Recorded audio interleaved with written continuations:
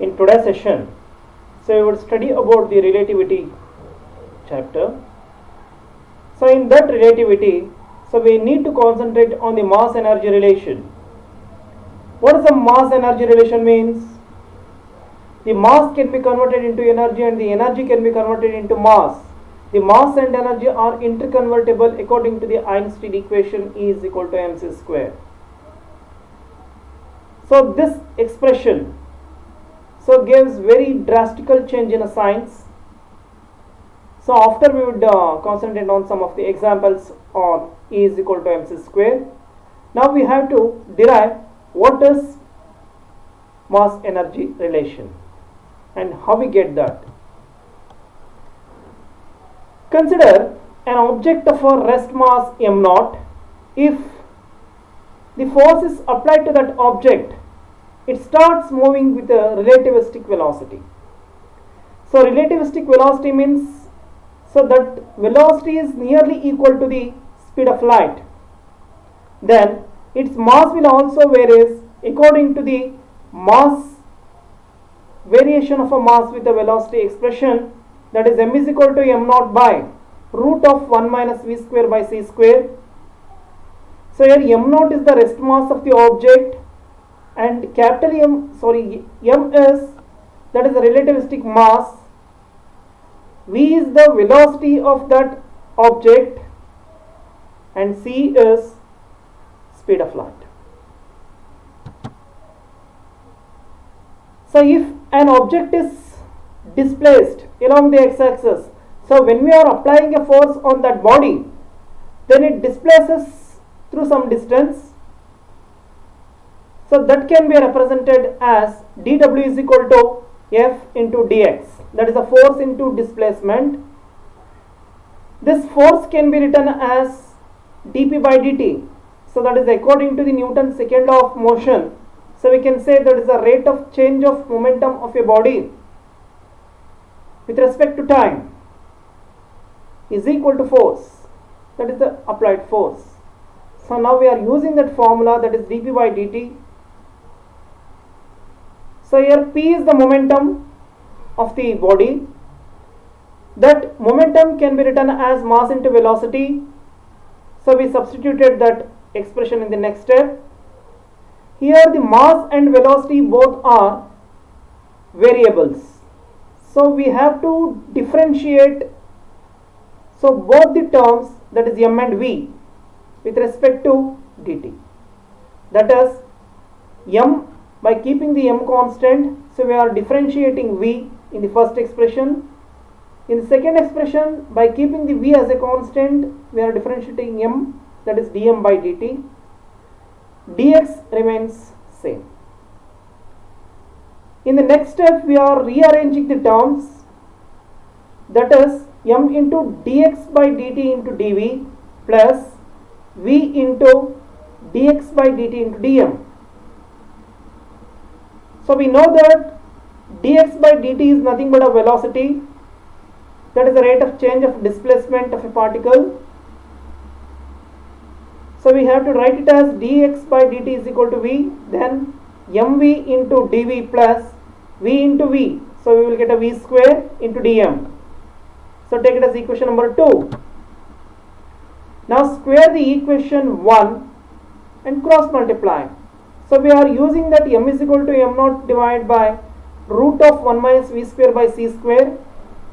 So for that expression we are squaring. After squaring, so we will get m square into 1 minus v square by c square is equal to m0 square.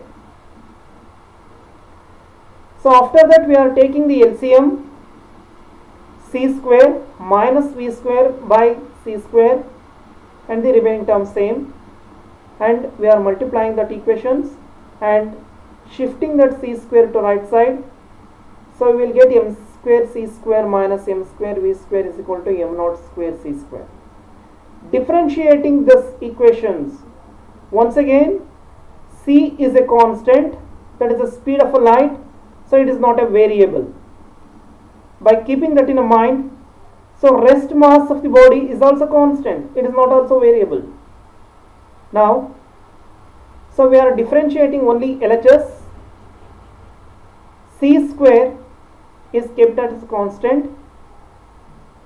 M square, so we are differentiating only M square term, that is 2m into dm minus m square as a constant.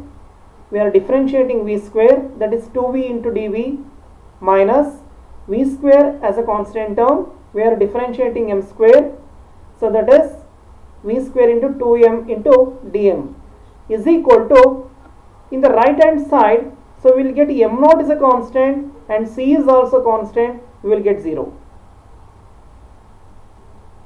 In that expression, 2m is a constant term.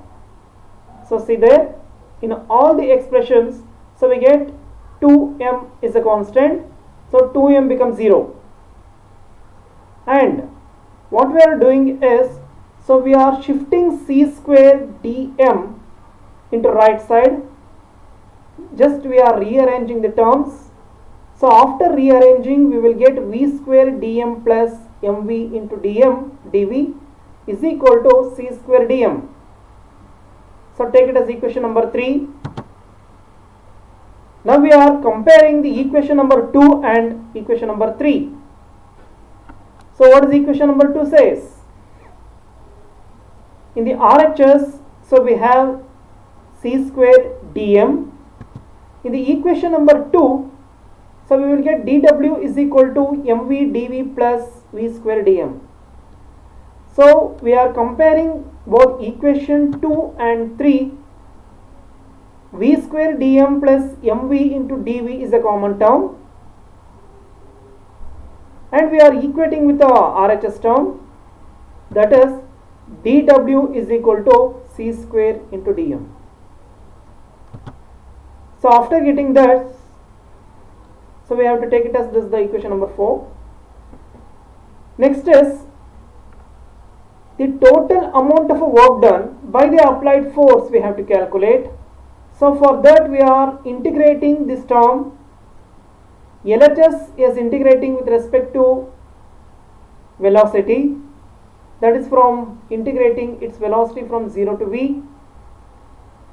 In the RHS sides, we are integrating from m0 to m, that is mass gets changed. So after integration, so we will get w is equal to c square into m minus m0. Therefore, so w will appear as a kinetic energy. Here the work and energies are the same quantities. So we are taking it as w is equal to kinetic energy.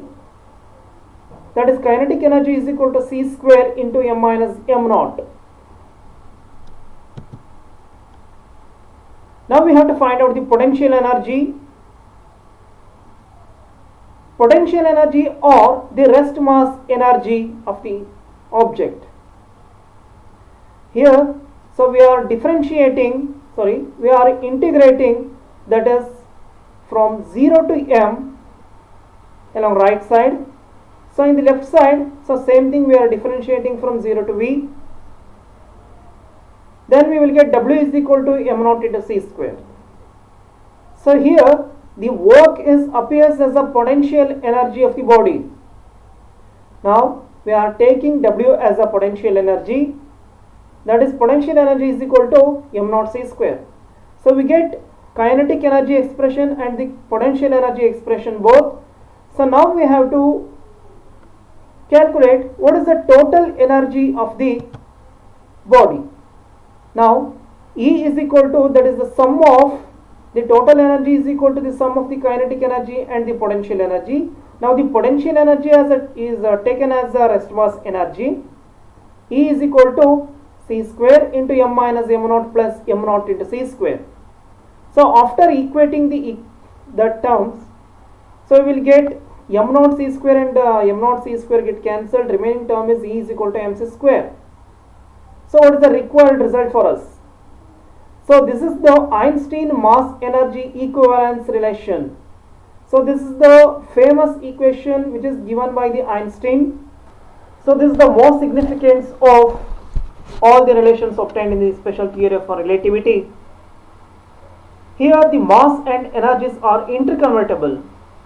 Here the mass can be converted into energy and the energy can be converted into mass. So in addition to this, so we have some familiar forms of energies such as there is a kinetic energy, potential energy, electrical energy, thermal energy, etc. So all the energies can be converted into mass. So this is the broad principle of the conservation of energy and also the conservation of mass. So we have we can say that this is the principle of mass energy conservation. So we already interacted so in nuclear physics. So that is the total mass remains the same before and after the interaction, and also the total energy also remains same, so before and after the interaction. So now, so this E is equal to mc square. So it's there are some special cases of this. So we can explain some of the ideas. So among the first one is, if the velocity of the body is very much less than the speed of a light, then what happens? The kinetic energy expression reduces to the classical expression, that is the kinetic energy is equal to half mv square. So where m is the rest mass. So also we can calculate in the nuclear physics energy, the amount of energy gained by the electron, so which is moving through a potential difference of 1 volt, that is nothing but the 1 atomic mass unit. There are the proofs for that E is equal to mc square. So in nuclear fission and fusion reactions, so we can explain E is equal to mc square. So in the nuclear fission, what does the nuclear fission means? So when a heavy nucleus like uranium is bombarded with a slow moving neutron, then the nucleus gets splits up into the two fragments along with the emission of energy. This phenomenon is known as the nuclear fission. So what is nuclear fusion? So when the two or more nuclei combines to form a heavier nuclei with a large amount release of excess amount of energy. So this nuclear fusion can be observed in source of energy in the sun and stars. What is annihilation of a matter? When an electron and a positron comes close together, it gives rise to the two gamma ray photons. So it is nothing but the electron, the positron is the antiparticle of the electron, so which are having the same mass.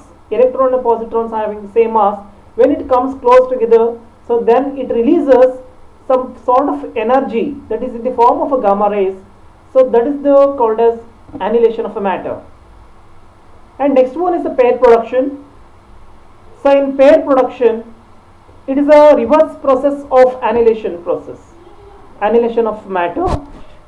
When the gamma ray photon gets converted into electron and positron pair, so on its interaction with some heavy nuclei, so this is known as, that is the pair production. These three are the examples. There are so many examples for this E is equal to c square.